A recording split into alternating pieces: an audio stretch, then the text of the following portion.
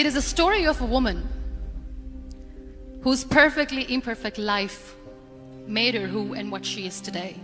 It is a story of a woman who with time realized that real happiness doesn't lie in success, money, fame.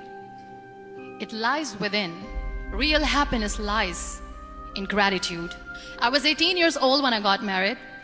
I belonged to a very conservative family, a Baloch family, where good daughters never say no to their parents. My father wanted me to get married, and all I said was, if that makes you happy, I'll say yes.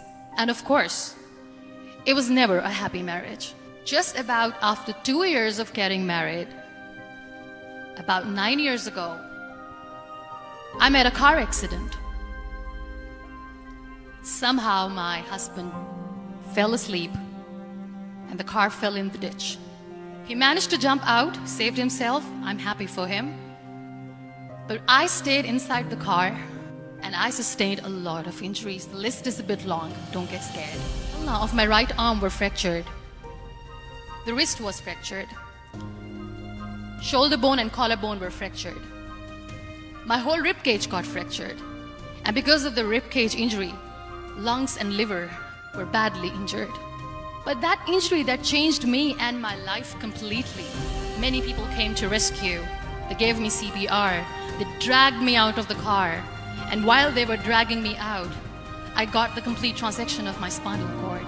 I finally ended up in a hospital where I stayed for 2.5 months. One day, doctor came to me and he said, well, I heard that you wanted to be an artist, but you ended up being a housewife. I have a bad news for you.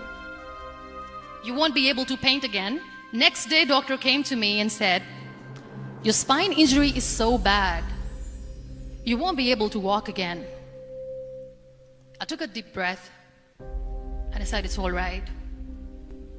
The very next day, doctor came to me and said, because of your spine injury and the fixation that you have in your back, you won't be able to give birth to a child again.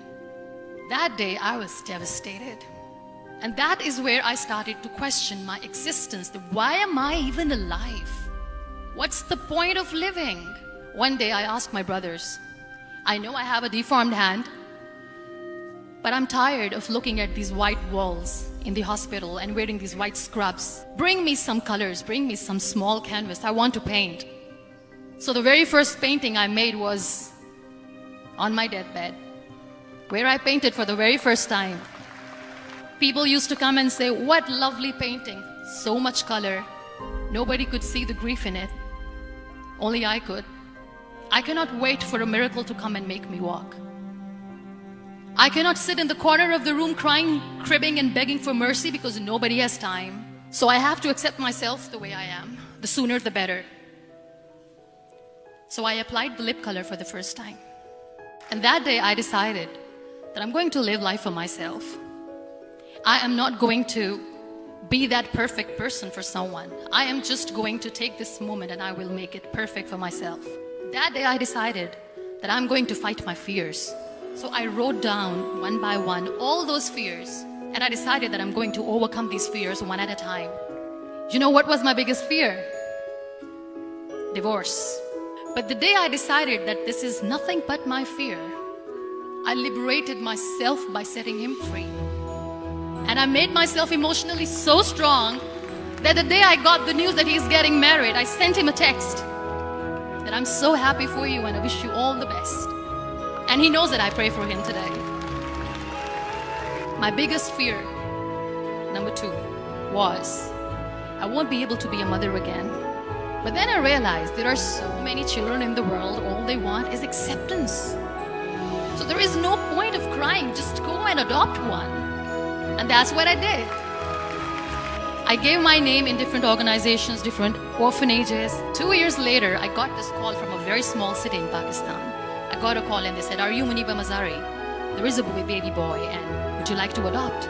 And when I say yes, I could literally feel the labor pains. Yes, I am going to adopt him. I am coming to take him home. And that day, I was 2 years old, 2 days old, and today he's 6. You know, when you end up being on the wheelchair, what's the most painful thing? People think that they will not be accepted by the people because we, in the world of perfect people, are imperfect. I started to appear more in public. I started to paint. I decided that I'm going to join the national TV of Pakistan as an anchor person, and I've been doing a lot of shows for the last 3 years. I became the National Goodwill Ambassador for UN Women Pakistan, and now I speak for the rights of women, children. I was featured in BBC 100 Women for 2015. I'm one of the Forbes 30 under 30 for 2016. There's always another person who is standing behind you, praying for you and supporting you. Every time I looked at her, without saying anything, she used to look at me and said, "It's to chill, Bass. God has a bigger plan. And one day you will say that, oh my God, that is why God has chosen me." My mother, I never wanted to be on the wheelchair. Never thought of being on the wheelchair. This life is a test and a trial, and tests are trials are never supposed to be easy. So when you are expecting ease from life, and life gives you lemons, then you make the lemonade, and then do not blame life for that. It is okay to be scared. It is okay to cry. Everything is okay, but giving up should not be an option. They always say that failure is not an option. Failure should be an option, because when you fail, you get up, and then you fail, and then you get up, and that keeps you going. So when you accept yourself the way you are, the world recognizes you.